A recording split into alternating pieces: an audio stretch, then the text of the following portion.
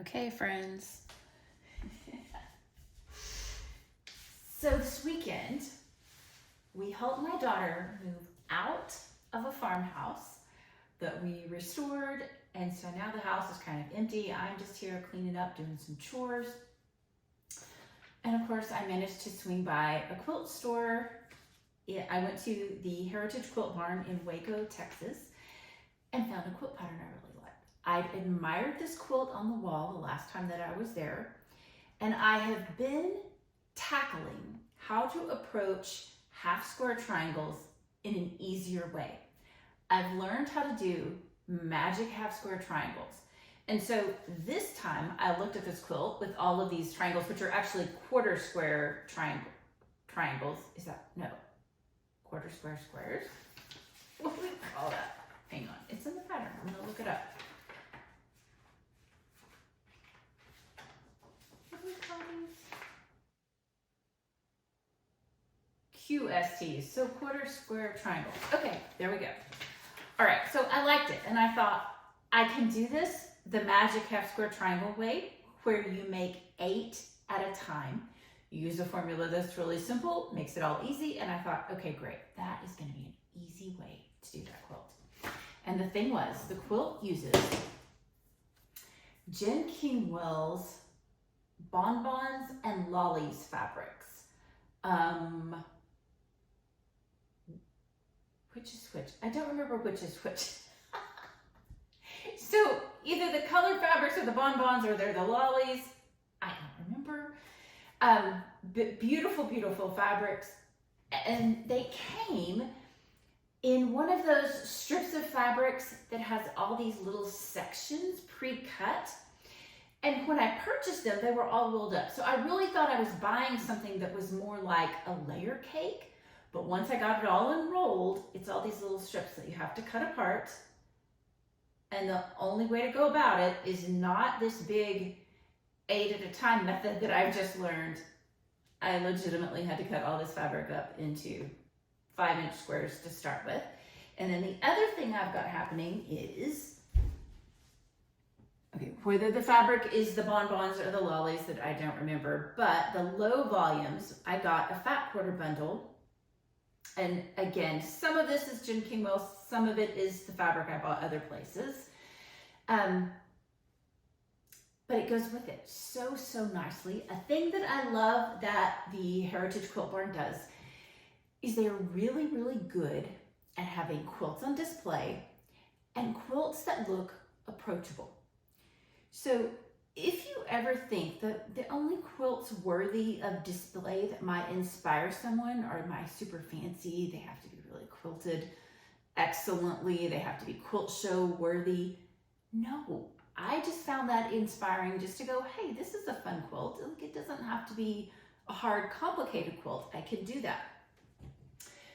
But the tricky part was, while I'm here for a few days, and I'm nearer to a place where I get faster Amazon deliveries because there's an Amazon center, I don't know, 10 or 15 minutes down the road from me. So I could get some Amazon things really quickly. I had my sewing machine, but I needed to get a few more things before I could actually work on this project in my downtime. And also, those of us who are very reward motivated, when I have chores that I need to do, it works really good for me to set a timer and split my time. And so I'm going to work for this long, and then when the timer rings, then I get to play for this long. And then I really have to stop myself in my project that's fun and come back to the fun.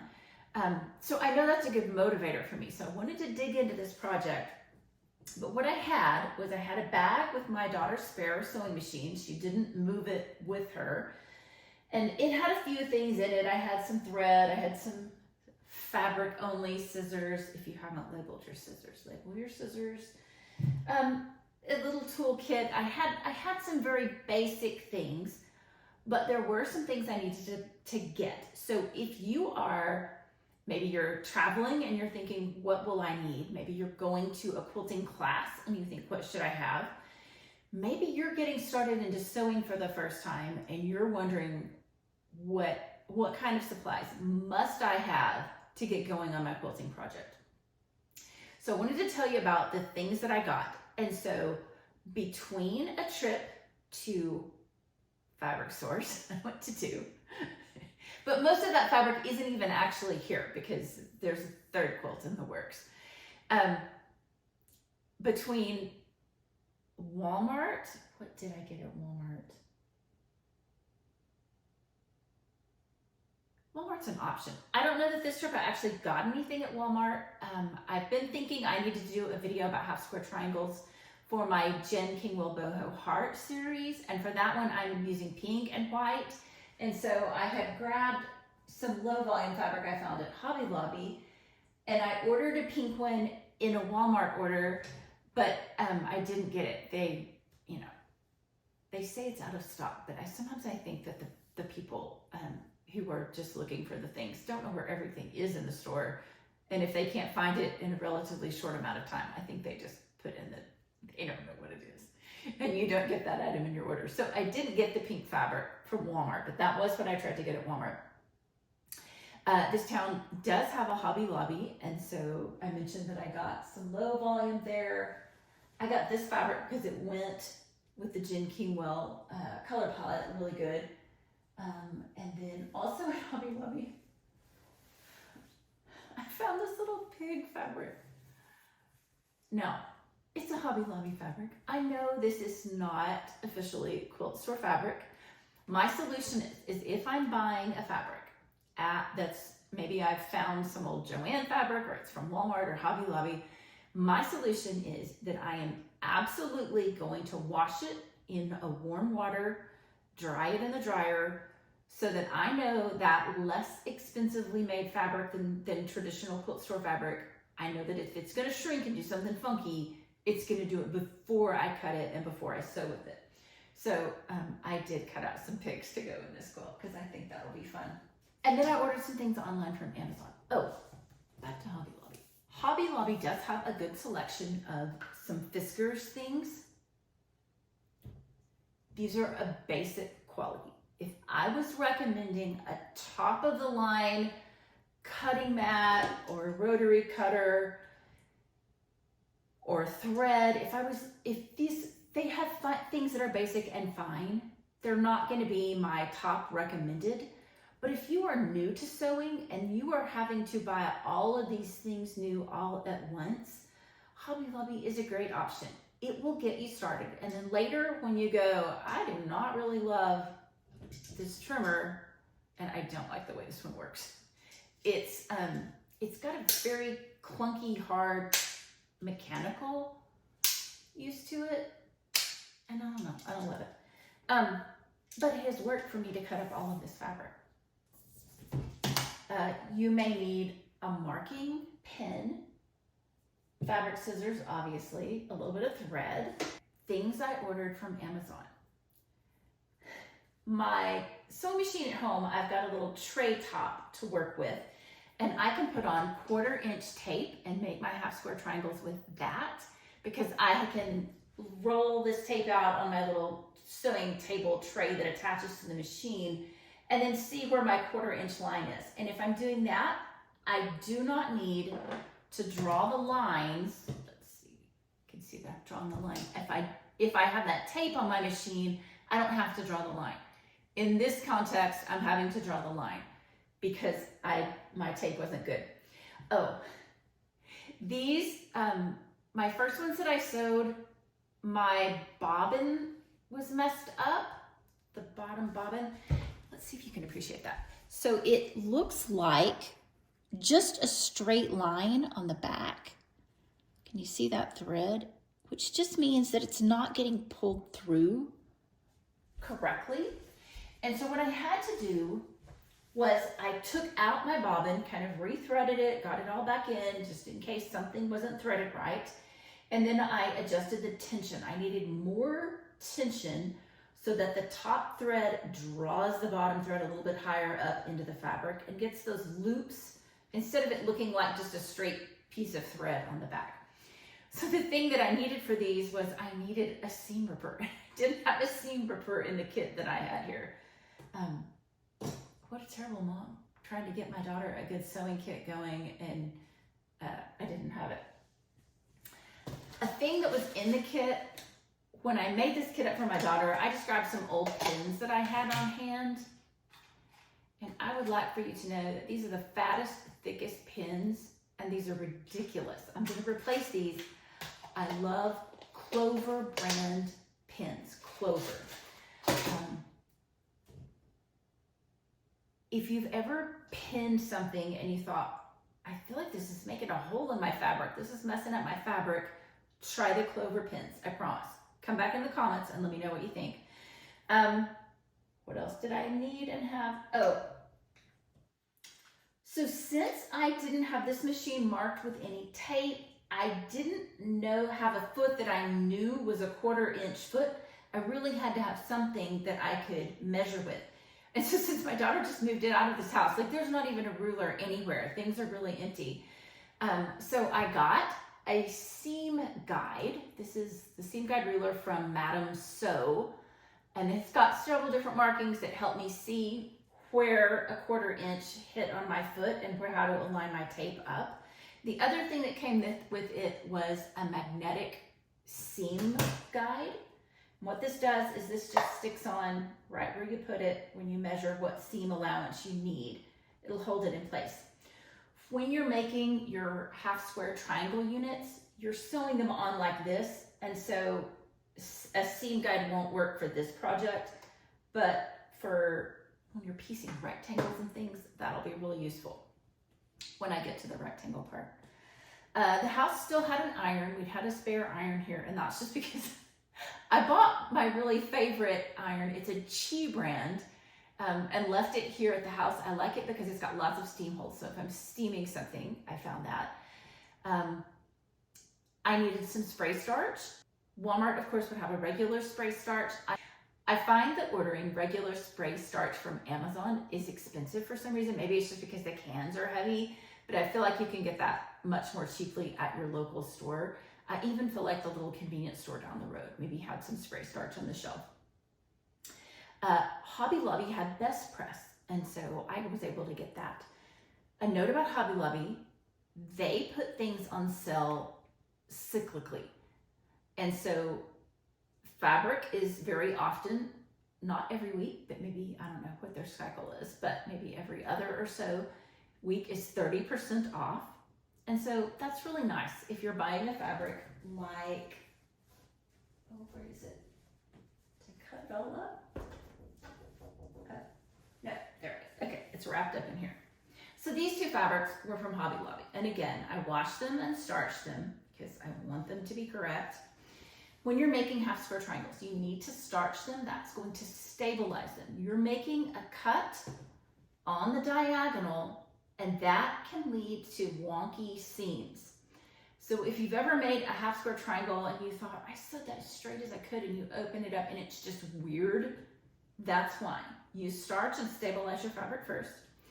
Okay, back to this fabric. So I got half a yard at Hobby Lobby, and these were some inexpensive fabrics. These, I don't know, I maybe paid $4 for half of a yard of fabric.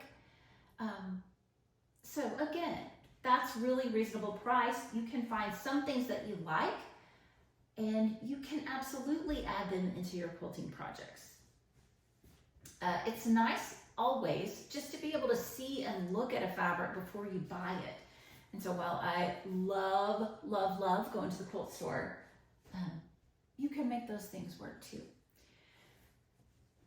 What else? Is that all? Okay, I said about the starch. Oh, a great thing that I found on Amazon was they make little, it's not really heat resistant. It's made out of the gray foil stuff, sometimes that ironing board pads are made out of. And it's just a flat mat. And its intention is that it would drape over the top of like your washing machine or your dryer. And so it has magnets on the side of it, and it's a long piece, and it works perfectly on a countertop. If you needed to sew at like your Airbnb or something, I have like marble and stone countertops here, but I don't know what would happen if I start applying heat and like spray starch to those countertops. I don't want to mess anything up. So I wanted that heat-proof pad, and it's nice that it's flat, because when you're quilting and sewing and you're trying to sew a big piece of fabric, all you need is a rectangular space anyway. In a pinch, you could absolutely use a towel, and I started to do that, but I felt like towels can have a lot of loft in them, and so I wanted that flatter pad. Now, what will happen beyond this weekend is this will become my traveling kit, because I'm realizing that as someone who films videos, I need to have a kit that I'm just carrying with me all the time. I do have a kit that I take when I go to classes, and so a lot of times I'm just putting in my favorite rotary cutter to take with me. It's not a permanently packed kit. So after this weekend, I'll be able to have a more permanent kit I can just have ready to go with me at the drop of a hat. Last thing I want to tell you about,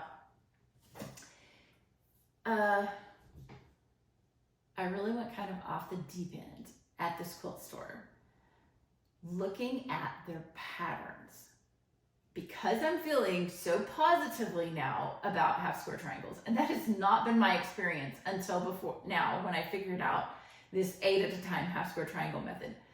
I bought 4 patterns at this quilt shop that have half square triangles in them. And so I spent time reading through all of them. What sizes are we gonna make? What size trim tools do I need? I do think I would like the Block Lock, and that's LOC, trim tool. It comes in a few sizes, and some of them the larger size, you can, scale back and you do a smaller block with those sizes, at least according to what I saw in the video.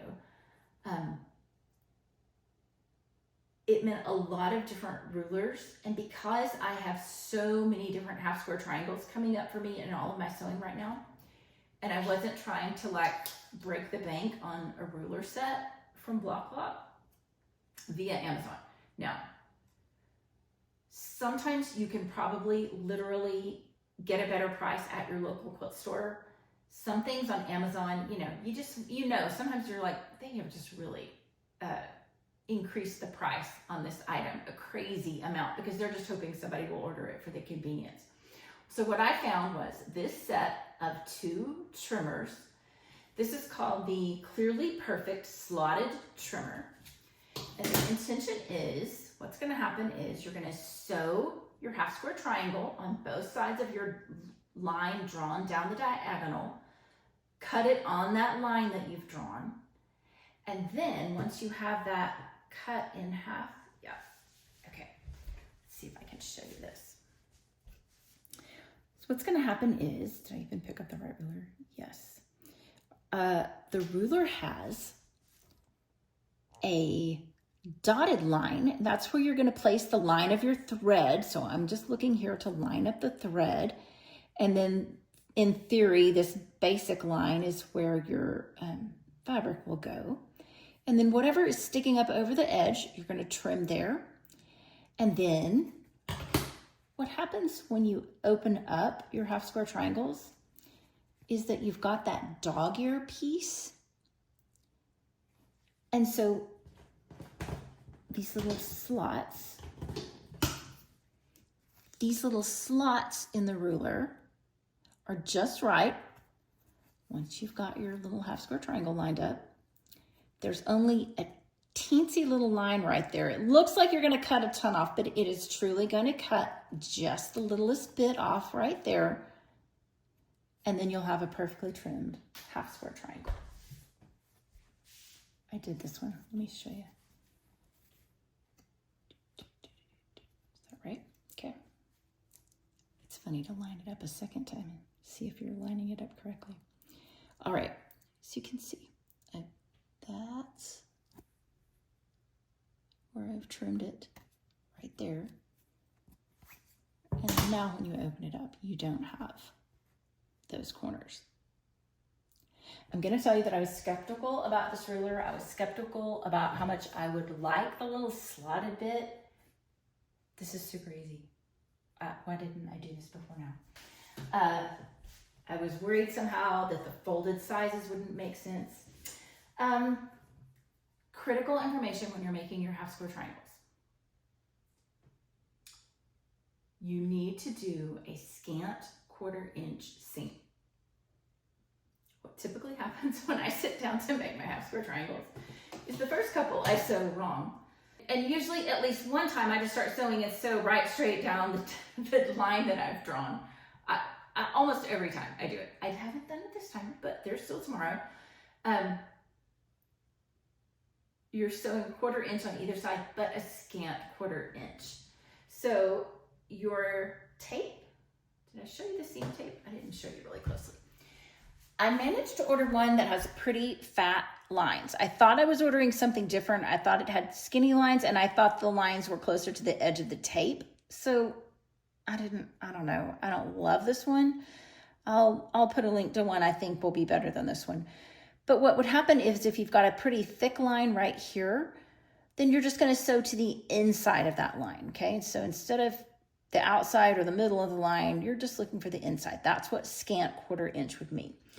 And when you see that scant 1/4 inch, just think, warning, warning, if I go over and trim it, I may run into problems. That's where I'm going to get weird, crooked things happening that I don't have room to correct. So the scant is just to give you room to correct when you trim.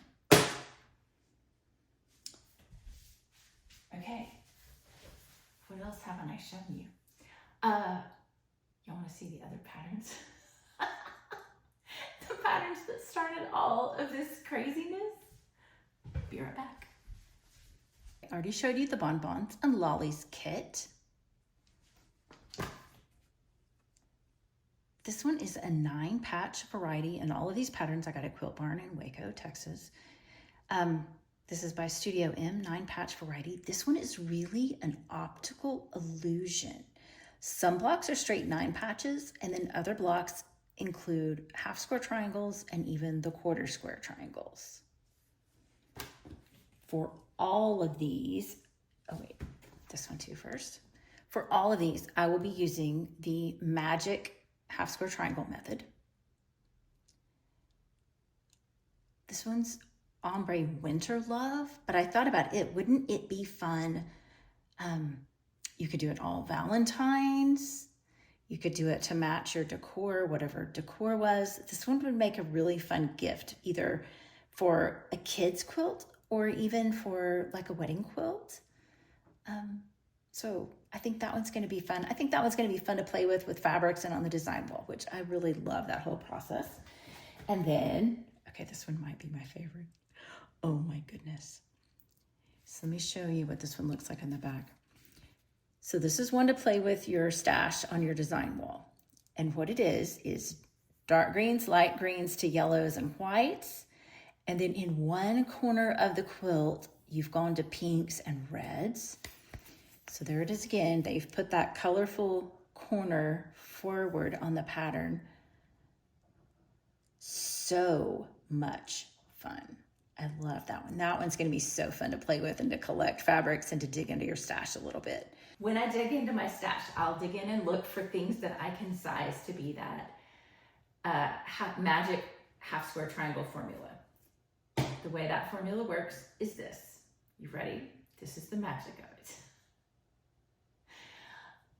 And I want to tell you something. Not one of those patterns, nor have I seen any other pattern that tells you to make a bazillion half square triangles, tell you to use the magic method. I'm telling you now. If you have a bunch of half square triangles to make in a pattern, read through your pattern before, know what size you're making, and then you're going to do the math. And the way the math works is you're taking whatever size you need, whatever block size you need. So let's say your pattern wanted you to use 5-inch squares to make half square triangles with. So you're going to take 5 inches, add 1 inch, so 6 times 2 equals 12. So I would need to start out with a 12-inch square to do the 8 at a time method with. Beautiful. And that works for any number. Any number, whatever your size it's telling you to put into, whatever cut it's telling you to put in. So let's say it was telling you to put in a 4-inch square.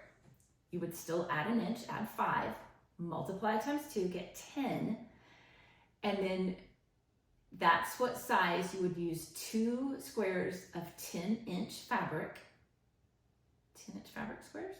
There we go. Does that make more sense? To do your half square triangles 8 at a time. There are methods where you can do 16 at a time, and anytime I've seen somebody demonstrate that, they struggle to keep the pieces all perfectly still and together and aligned on their cutting mat. I don't feel like having a cutting mat challenge. Cutting mats are hard enough to make work wherever they are. So that's playing with half square triangles and how I'm making peace with them. My original story of half square triangles is that I was doing a quilt that had a lot of half square triangles, and nobody in the directions said, nobody in their video said, hey, you can make these 8 at a time because you're going to be making approximately 2 million of these half square triangles for this quilt.